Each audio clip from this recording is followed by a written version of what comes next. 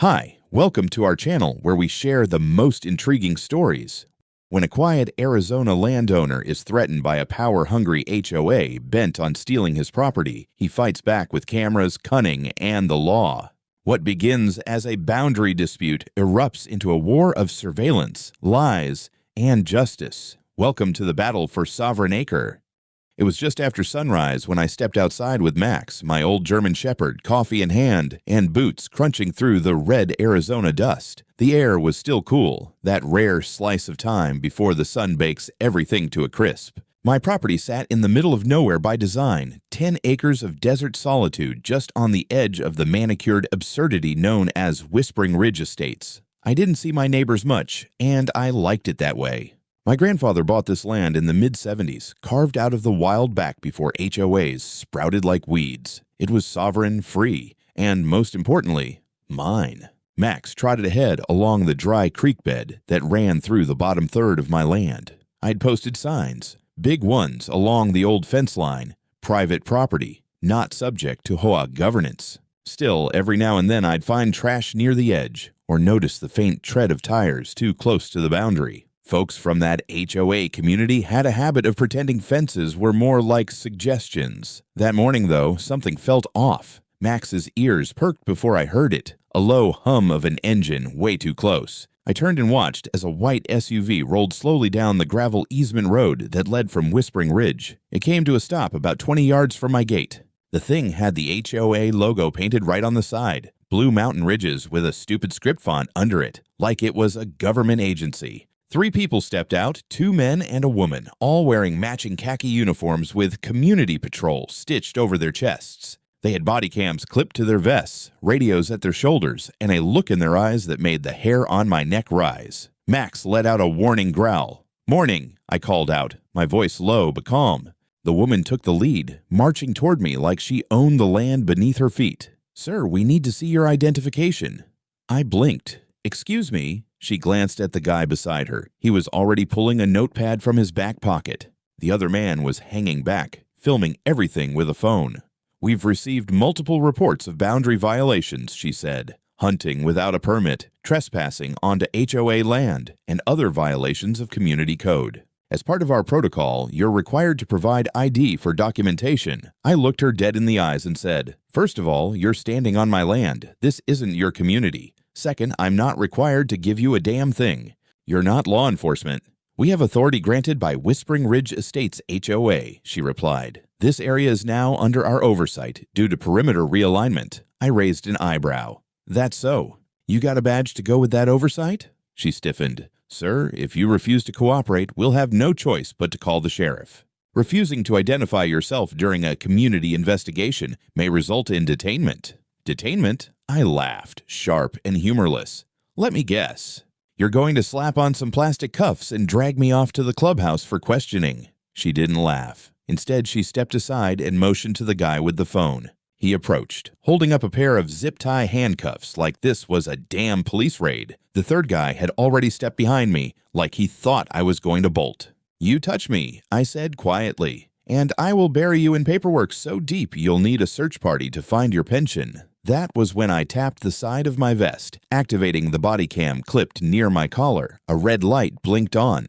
"You're being recorded," I added, "just so we're clear." They hesitated. The guy with the cuffs looked at the woman. She gave him a sharp nod. I took 2 steps back, reached the gate behind me, and pointed to the iron sign bolted into the wood. "Private property, not subject to HOA governance. This land has been registered outside your HOA jurisdiction since 1974, I said. "Check your maps. Or, better yet, don't. Just turn around and leave." They didn't move. So I pulled out my phone, thumbed to the emergency screen, and hit 911.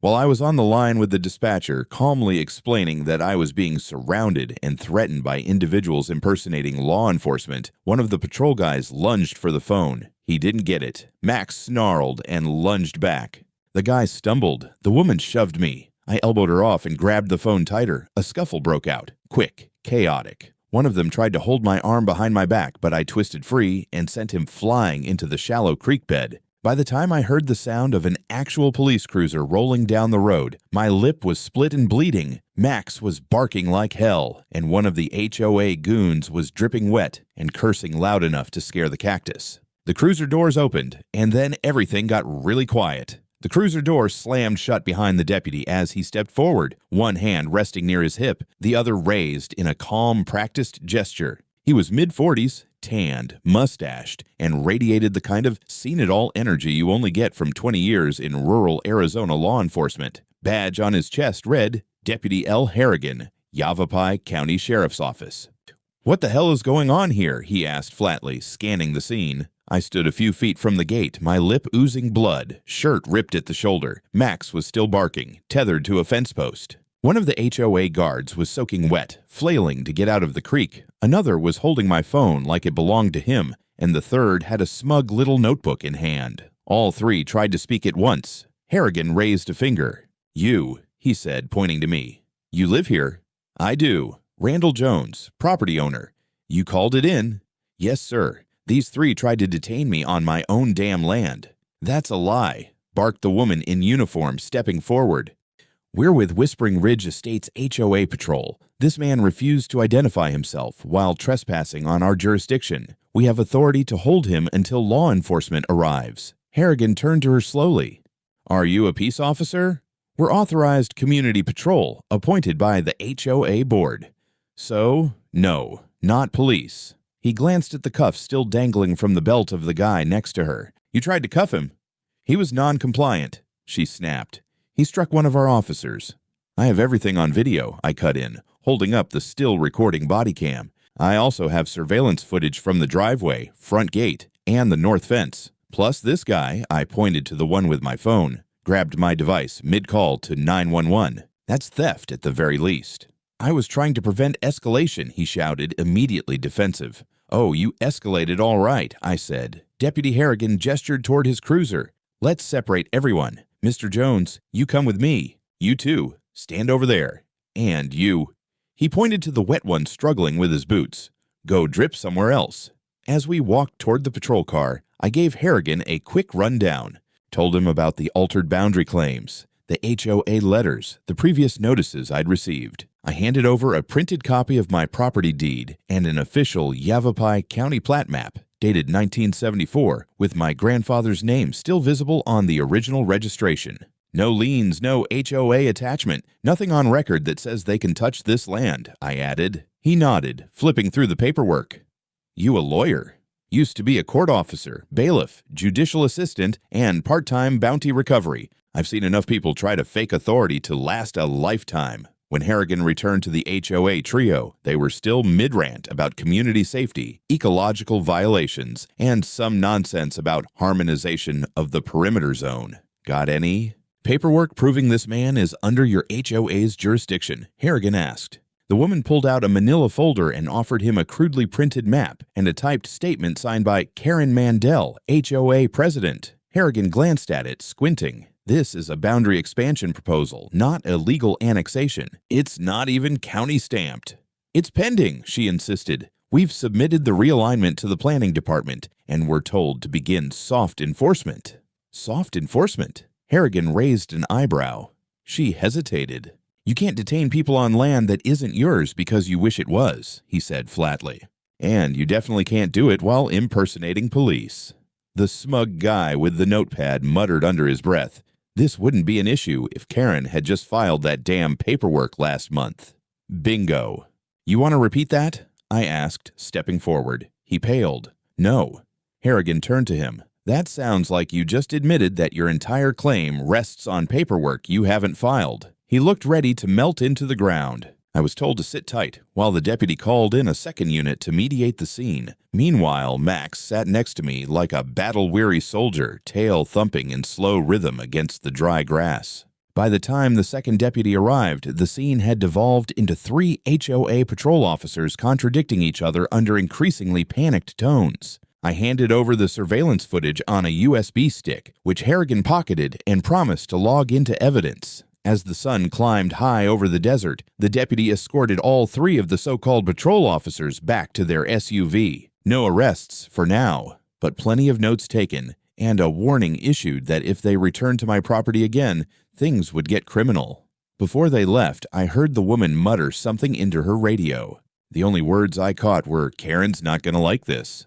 I wasn't smiling, but Max was, probably because he could smell fear. 2 days after the showdown with the so-called patrol, I found myself sitting at my kitchen table with a stack of documents spread out like a crime scene. Max lay under the table chewing an elk bone, blissfully unaware that his human was waging a one-man war against bureaucratic lunacy. The sheriff had left me with a neat packet full of incident numbers, evidence logs, and a note reminding me to follow up with county records. Harrigan didn't say it outright, but the look in his eyes told me he suspected this wasn't an isolated dust-up. And he was right. That morning, my mailbox held a new envelope from Whispering Ridge Estates. Same logo, same pretentious font. Inside was a formal invitation, or summons really, to attend the next HOA board meeting to resolve jurisdictional misunderstandings. The tone was syrupy, the phrasing fake polite, the kind of thing written by someone who believed passive-aggressive. Language was a personality trait.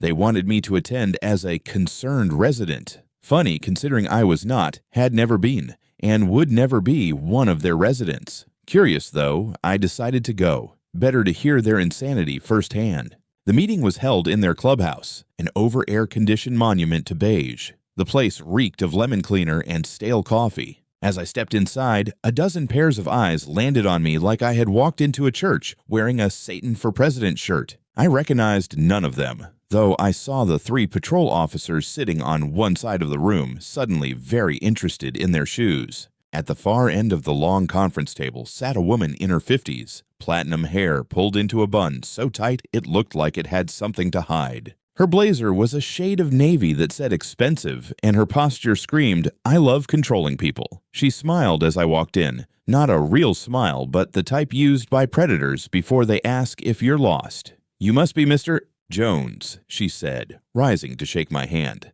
"I'm Karen Mandel, president of the Whispering Ridge Estates Homeowners Association." She said it like she expected applause. I nodded once. "Pleasure. I see the patrol forgot to tell you I'm not part of Whispering Ridge." "Oh, but that's precisely why you're here," she said, motioning to a chair.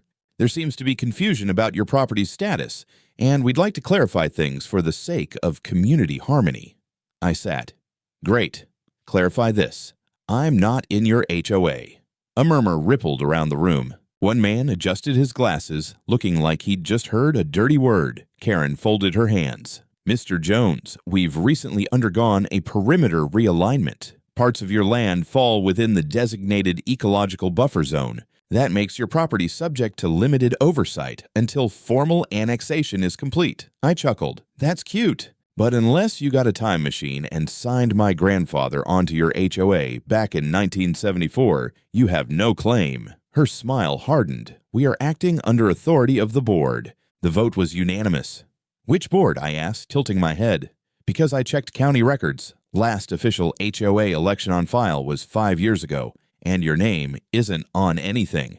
That got her. A tiny flicker flashed across her face before she smoothed it out. The kind of flicker that says, "How the hell did he find that out?" "Those records are outdated," she replied too quickly. "I was appointed interim president by the previous board." "Funny," I said, leaning back, "because I spoke to the previous president yesterday. He told me, quote, she bulldozed her way in after I stepped down for health reasons. Nobody voted for her. She just declared herself president and locked everyone out of the system." The room went silent. One man dropped his pen. The patrol lady stiffened like someone had jabbed her with a cattle prod. Karen's voice dropped to a lower, colder register. "I don't appreciate being slandered, Mr. Jones. And I don't appreciate your rent-a-cops trying to arrest me on my own land," I shot back. "But here we are." She stood so abruptly her chair scraped the polished floor. "The patrol acted under my directive, and they were well within their rights to verify your identity during an investigation." "Wrong again," I said calmly. "And the sheriff agrees with me." That one landed hard. Her eyes narrowed to slits. For the first time, the board members around her began shifting uncomfortably, whispering among themselves. Her aura of control cracked, just a hairline fracture, but I saw it, and I knew she saw me see it. She leaned forward. "Let me make something perfectly clear. Resistance to HOA oversight will only make this more difficult for you." Whispering Ridge values order. Compliance ensures harmony. I raised an eyebrow. Lady, I live alone on 10 acres. If there's any more harmony out there, I'll go deaf. Someone snorted. Karen shot them a death stare. I stood, picking up the folder of documents I'd brought. You don't have jurisdiction, you don't have authority, and judging by the county's election records, you don't even have a legitimate title. So, unless you've got something real to show me, I'll be heading home. Her lips tightened. This isn't over. Never is, I said, giving her a polite nod. Have a pleasant evening. As I walked out, I heard one of the board members whisper, "Did we really never vote for her?" Another replied, "I thought we did, didn't we? I don't remember a meeting." Yeah, that figured. Outside, the sun was dipping behind the ridge, casting long shadows across the perfectly trimmed lawns. Max was waiting in the truck, tail thumping. I scratched behind his ears and took a long breath. Something was rotten in the kingdom of Whispering Ridge, and for the first time, they knew I knew it. It started with a whisper and ended with a goddamn drone. At first, I didn't think much of it. A couple odd looks at the feed store. A neighbor who used to wave now just nodded stiffly and kept walking. I chalked it up to the usual HOA rot creeping beyond its borders, people whispering nonsense over fences, drinking HOA Kool-Aid, and assuming anyone who didn't fall in line was either dangerous or a socialist. Then I got a call from a woman named Claire, who lived 2 lots down along the dry ridge. She'd always been friendly in that wave from the driveway kind of way, but this time her voice was tight. "Randall," she said, "did you know there's a Facebook group going around with your picture on it?" I blinked. No. What kind of picture? A still from a trail cam looks like. You're in camo. Says you've been hunting illegally and endangering wildlife near Whispering Ridge. They're warning parents not to let their kids near the creek. Jesus. They also posted a picture of Max. Called him aggressive. That's when the switch flipped. I wasn't just dealing with some HOA playing emperor of the cul-de-sac anymore. This was a smear campaign. I spent the next hour digging through Facebook. Found the group, Protect Whispering Ridge. Banner photo of a sunrise over desert brush. Captioned, "For a safer, cleaner community." My face was plastered in the 3rd post down, right above a rant from a concerned citizen named Kay Mandel, urging increased vigilance against non-compliant residents near our borders. There were dozens of comments, some ignorant, some outright venomous. The icing on the cake? A blurry drone photo of my backyard fire pit with the caption, "Unauthorized burn site observed again." What is he hiding?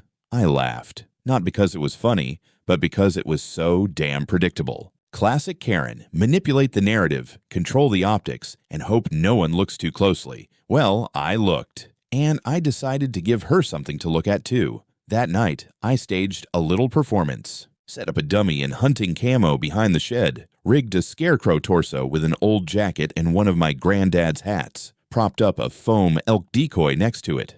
Then I turned on every damn infrared trail cam I owned, plus a couple of motion sensors linked to my phone. Finally, I tossed some raw meat on a nearby stump to attract coyotes. Next morning, sure enough, I heard the buzz of a drone slicing through the early air like a mechanized mosquito. It hovered over my property line, dipped low near the shed, then zipped off. Less than 3 hours later, another post went live in the HOA group. More disturbing footage from Jones's property. Suspicious figure spotted with possible weapons. But this time, they messed up. The footage was clear enough to catch part of the drone's serial number. Better yet, the HOA fool flying it hadn't accounted for the fact that he hovered over my land for more than 5 minutes, long enough for me to claim trespassing under Arizona statutes. I ran the serial number through a public drone registry, and surprise, surprise, it came back linked to David Mendel, the husband of Karen herself. According to the FAA record, it had a commercial flight permit, which meant he was likely being paid. Which meant this wasn't just nosy neighbors, it was a coordinated surveillance op. So I made a few calls. One went to a friend of mine, Jasper, a retired private investigator who owed me a few favors and had a talent for sniffing out digital footprints. The other went to my lawyer, who damn near choked on his sandwich when I told him what they'd posted about Max. Defamation, libel, unlawful surveillance, harassment. It's a buffet of torts, he said. I'll prep a preliminary notice of cease and desist. While he worked on that, Jasper worked on David Mendel. Within 48 hours, I had a neat file with screenshots from private emails, obtained through what Jasper called ethical mirroring, showing that Karen had directly instructed David to monitor Randall's property and capture video of any violations, real or staged, her exact words. Meanwhile, I compiled my own footage. The drone hovering, the dummy, the coyote that sniffed the foam elk, and Max quietly lying under the porch through it all like a furry Buddha. I uploaded the whole thing to a YouTube channel I created on the spot, Sovereign Acre Fighting HOA Tyranny. Within 24 hours, the video had over 12,000 views and was already spawning angry comments, support messages, and a few "I thought I was alone" replies from other folks being bullied by HOAs. But the best part? The local ABC affiliate picked it up the next day and sent a van out to interview me. I stood next to Max, pointed to the signs at my gate, showed the reporters the fire pit, the shed, and the dummy, and then walked them through the Facebook slander, the drone footage, and the emails. By the time the segment aired, Karen Mandel's smiling headshot from last year's Whispering Ridge newsletter had become a split screen with the words "drone surveillance scandal" beneath it. She wanted to control the narrative. Instead, she handed me the microphone. I was on my way back from the hardware store when I got the call. It was from a woman named Trina McAllister at the Yavapai County Municipal Zoning Office. I didn't know her, but her voice had that bureaucratic edge I'd learned to recognize years ago. A blend of caution, confusion, and just a hint of, "Oh no, this might be a lawsuit." "Mr. Jones," she said, "we've received a formal grievance from the Whispering Ridge Estates Homeowners Association regarding your property." I pulled off the road and killed the engine. "You've got to be kidding me." "I'm afraid not. The complaint alleges that your land, specifically the area near the creek, constitutes an unmanaged ecological risk and is in violation of community perimeter standards. They've requested an emergency review for jurisdictional reassignment." "Jurisdictional what now?" She cleared her throat. "It's a process by which a property may be evaluated for annexation under a private HOA's management if it's found to be interdependent with surrounding community infrastructure." I stared out the windshield at the saguaros and creosote bushes. "Let me guess, this interdependence comes from the fact that their residents like to walk their labradoodles near my stream bed." Trina didn't laugh. "Mr. Jones, I'm not saying the claim is legitimate. In fact, it's highly unusual. But they've submitted signed petitions, aerial maps, and a memo from their board of directors. It's forcing a review." I thanked her, got her email, and hung up. I knew it was time to go nuclear. That afternoon, I drove straight to the zoning office in Prescott, walking in with a stack of my own documentation, original plats, tax history, certified boundary surveys, and the notarized deed my grandfather signed when Carter was still in office. The receptionist blinked as I dropped the folder on her desk like a mic. "Let's play this game," I told her. A junior planner came out to meet me, a kid who looked like he still lived off energy drinks and ramen. I walked him through the full timeline, the patrol incident, the attempted detainment, the drone footage, and the Facebook smear campaign. I handed him a USB drive with every bit of evidence I had. "They're trying to annex my land with fake petitions and airbrushed PowerPoints," I said. "And I've got sworn statements from multiple neighbors saying they never signed anything." He scrolled through the files, then looked up at me like he'd just seen a ghost. "This is a lot. You haven't even seen the part where they tried to install drainage pipes on my property." Later that week, I got a call from the county assessor. She'd reviewed the HOA's submitted documents and found that over half of the resident signatures were inconsistent with voter registration records. One name belonged to a woman who died 2 years ago, another to a man who had since moved to Oregon. The best part? One of the maps they'd submitted included a section of my land shaded in blue with the note, "Target for Environmental Integration, Phase 1. Phase 1 of what exactly? I didn't wait for an answer. I had my attorney file a cease and desist letter addressed directly to Karen Mandel and the Whispering Ridge Board, warning of imminent legal action for attempted annexation by fraud. We also sent a notice to the county zoning committee to formally challenge any review based on manipulated data. Karen must have gotten the message because 2 days later, I found a courier-delivered letter on my porch. The HOA will temporarily withdraw its annexation application pending further community discussions. We hope this reflects our continued willingness to cooperate in good faith. Good faith, my ass. I wasn't done. I drove over to my neighbor Walt's place, an old-timer who'd been around since long before Whispering Ridge sprouted its first McMansion. He had one leg, a telescope, and a deep distrust of anything with an acronym. "Walt," I said, "they're using your name on a petition to take my land." He laughed so hard he nearly fell off the porch. "I haven't signed anything but a fishing license in 15 years. We filmed a statement right there, Walt sitting in his rocker with Max sprawled at his feet, explaining that his signature had been faked. He ended the video with, "Karen, if you're listening, come try to take my land. I got a second barrel waiting." That clip went into the next Sovereign Acre upload, "Fraud at the Fence Line," when HOAs crossed the legal line. It tripled my channel's subscribers overnight. More emails started coming in. Other landowners near HOAs, folks from Nevada, Utah, even Northern California, sharing similar horror stories. The whole damn thing was turning into a grassroots movement. But I knew Karen wasn't done. A woman like her didn't back down. She regrouped, calculated, waited for the next opening. And when she came back, she brought zip ties and goons. But that's a story for another morning. It was a Sunday morning, and for once I was actually relaxed. The heat hadn't settled in yet, and Max was trotting happily along the creek like it was any other quiet desert day. I had no idea that within 15 minutes I'd have a bleeding lip, a phone full of sand, and a near arrest caught on 5 separate cameras. We were about a quarter-mile down near the southern fence line, my fence line, when I heard tires crunching on gravel. I looked up to see a familiar white SUV easing down the old easement road like it belonged there. Same stenciled logo. Whispering Ridge Estates, Community Patrol. The HOA Goon Squad had returned. 3 of them again. Different faces, same uniforms. They even upgraded. Now they had new black tactical vests and body cams that looked like they'd been bought in bulk from a surplus site. One of them, stocky, bald, way too serious, stepped out with a clipboard. The second stayed by the SUV, hand on his hip like he thought he was a cop. The third, a tall guy with aviators and a GoPro strapped to his chest, walked straight toward me.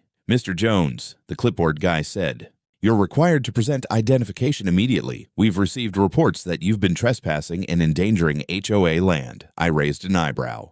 "You're on my property, genius." "This area is now part of the HOA Ecological Surveillance Zone," he said, as if he was reading off a cereal box. "You're inside the buffer perimeter.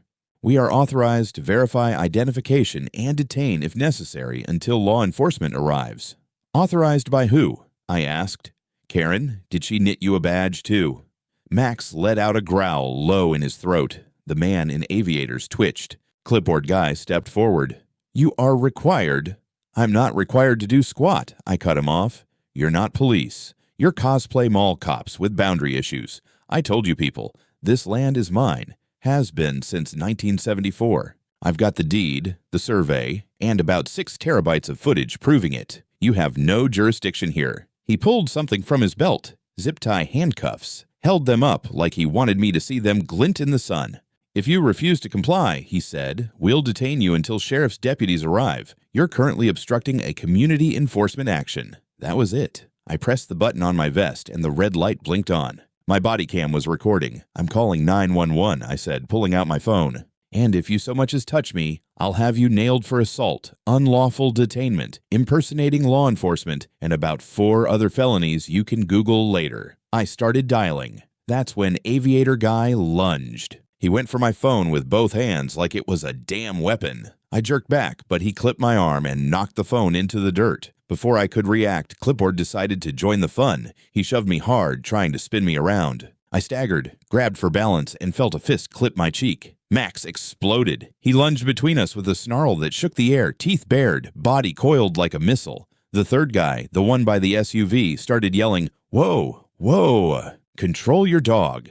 "You control your people," I shouted, backing up. Clipboard guy went for the cuffs. I sidestepped, shoved him off, and threw a low elbow that caught him square in the ribs. He stumbled and fell backward into the creek. It would have been funny if my lip hadn't been bleeding. The guy in aviators scrambled to grab my dropped phone. I dove forward and tackled him just as sirens echoed down the trail. A black and white Yavapai County Sheriff's cruiser came into view, dust curling behind it. The deputies didn't wait. 2 officers got out, hands on holsters but calm. They separated us quickly. Clipboard emerged from the creek, dripping wet and red-faced. Aviators was shouting something about non-compliance and aggression. Max was still barking like he was auditioning for Cujo. One deputy came over to me while the others started pulling statements from the HOA trio. "You all right?" he asked. Lips split. "Phone's dead. Pride's intact," I said, spitting a little blood into the dirt.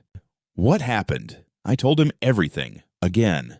Started with their demand for ID, ended with the brawl. I handed over my backup bodycam SD card and pointed to the 2 cameras on the gatepost, still recording everything from above. "You'll want the wide angle," I added. Then came the kicker. The clipboard guy, still wet, was talking to the deputy, waving soggy paperwork around and yelling, "We were acting under Karen's orders. She said this was a perimeter compliance inspection." The deputy raised an eyebrow. "Karen who?" "Karen Mandel, HOA president." That name dropped like a stone into still water. The deputy turned back to me. "Mind if I ask you a weird question?" "Hit me." "Have you heard anything about this HOA trying to annex land outside their jurisdiction?" I smiled, bloody and tired. "Deputy, you have no idea." We sat on the tailgate of the cruiser while Max lay nearby, tongue hanging, pleased with himself. I gave my full statement, then watched as the HOA trio were escorted back to their SUV. No arrests, not yet. But they weren't gloating anymore. As the SUV pulled away, I saw Clipboard Guy furiously texting, no doubt letting Karen know the mission had failed. This wasn't enforcement. It was intimidation, organized, sanctioned, and escalating. But now they'd crossed a line. They'd put their hands on me. They'd tried to make my land a battlefield.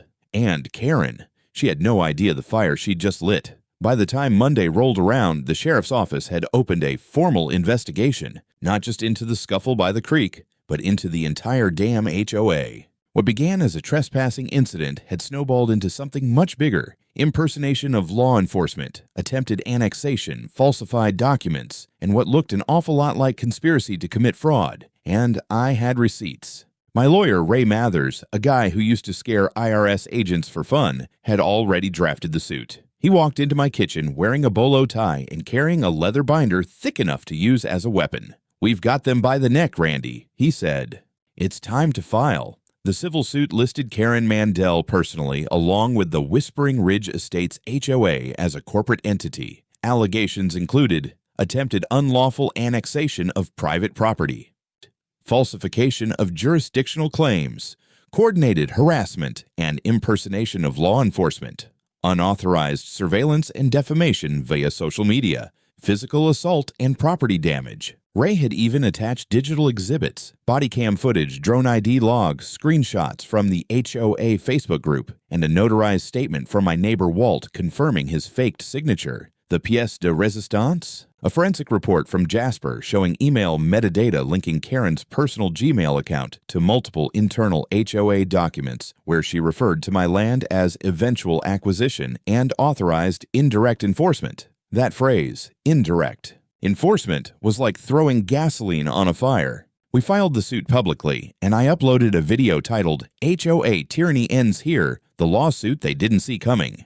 Overnight, the video hit over 50,000 views. A day later, it made the local evening news. Channel 4 did a full 5-minute segment titled "Homeowner Battles HOA Over Illegal Land Grab." They showed footage of the scuffle, split-screened with Karen giving a speech at last year's HOA Beautification Gala. I looked tired and dusty. She looked like someone who'd just bitten into a lemon. Within 72 hours, other residents of Whispering Ridge started speaking out. Turns out I wasn't the only one Karen had tried to push around. One couple came forward saying she'd ordered a fence torn down because it interfered with visual uniformity. Another claimed she'd imposed fines for unauthorized bird feeders. A woman named Elise, widowed mid-60s, testified that Karen had sent letters threatening lien action if she didn't repaint her porch steps to match HOA-approved hues. The dominoes began to fall. The county zoning office formally rejected the HOA's annexation petition, citing procedural fraud and unverified signatures. Trina McAllister herself called me personally. "Mr. Jones," she said, "the board is under audit." And Karen, well, she might want to call a lawyer. She wasn't exaggerating. Sheriff Harrigan, cool as ever, showed up at my gate that same afternoon. "We've opened a criminal investigation into Mandel," he said. unlawful impersonation of public officers, abuse of position, filing false municipal documents, and we've confirmed she tampered with petition data. She may be looking at felony charges." He paused, then added with a smirk, "Guess HOA politics aren't as harmless as they look." Karen naturally denied everything. She released a statement through a PR firm blaming internal miscommunications, rogue volunteers, and, my personal favorite, emotional misunderstandings brought on by land boundary confusion. But her performance cracked when someone leaked internal HOA meeting recordings. In one, she could be heard saying, "I don't care what the deed says. If he's that close to our fence, we'll make it ours. I've already got the patrol lined up." Boom. Viral. Over 100,000 views in a week. By the end of the month, I was sitting on a local morning show couch in a button-down shirt, talking to a cheery anchor about property rights, personal liberty, and the importance of standing your ground. The headline on screen: "From Target to Titan, Randall Jones fights back against HOA overreach." Ray called me that evening. "She's cooked," he said. "Yavapai County just filed criminal charges: wire fraud, impersonation, conspiracy, misuse of HOA funds. You'll be getting a court date soon, but not as a defendant."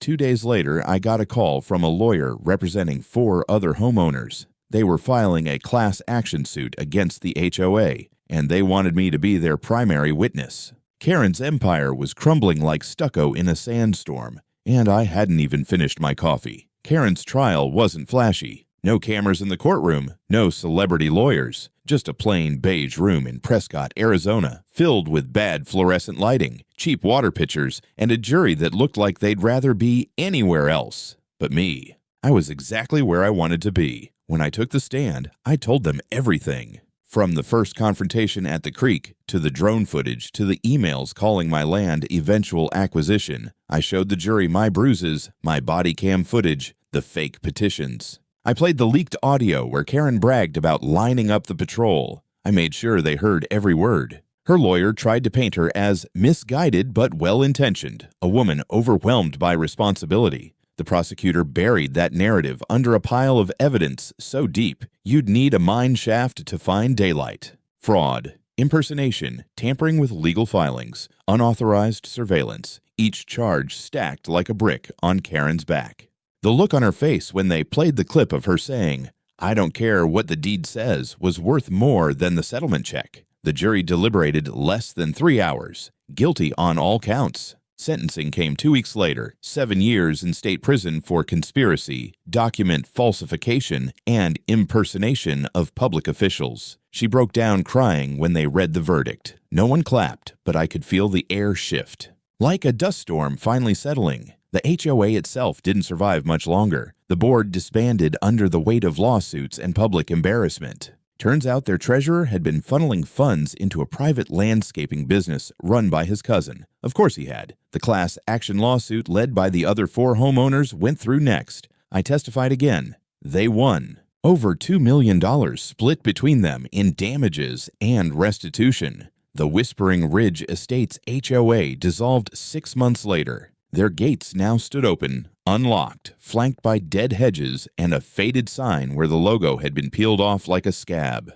As for me, the court awarded me $420,000 in damages, emotional distress, defamation, property interference, physical assault, and reputational harm. Ray took his 10%, and I used the rest to build a second fence, higher and meaner, steel posts, concrete foundation topped with smooth black anti-climb panels. I added motion lights, new cameras, and a sign on the front gate. Private property. Trespassers will be prosecuted. Ask Mrs. Mandel how that went. Max even got his own plaque on the fence. It reads, "Site Defender." He's still going strong, tail thumping like a diesel engine every time I mention the word Karen. But I didn't stop there. I used part of the settlement money to start something I called the Anti-HOA Expansion Fund, a legal defense network for people fighting overreaching homeowners associations. It started small, just a website, a few articles, but it blew up fast. Donations rolled in. Former HOA victims sent in stories. Lawyers offered pro bono work. We helped a guy in Nevada fight off an illegal lien, a woman in New Mexico stop a HOA from bulldozing native plants on her land, and even one couple in Florida who'd been fined $500 for hanging wind chimes. I went from target to advocate, from cornered to dangerous. Whispering Ridge became a cautionary tale. New buyers avoided the area. Realtors stopped listing homes with mandatory HOA fees. By the time the next county zoning review rolled around, half the plots in the subdivision were listed for sale. One morning, maybe a year later, I was walking with Max along the same creek. Where it all began. The water was low. The wind was soft. A group of teenagers rode their bikes past the edge of the old Whispering Ridge fence, now rusted and sagging. No one patrolling, no HOA compliance officer in sight. One of them pointed toward my house and asked, "Hey, isn't that the guy who sued the HOA and won?" I didn't answer. I just smiled, and Max barked once like he knew exactly what they were talking about.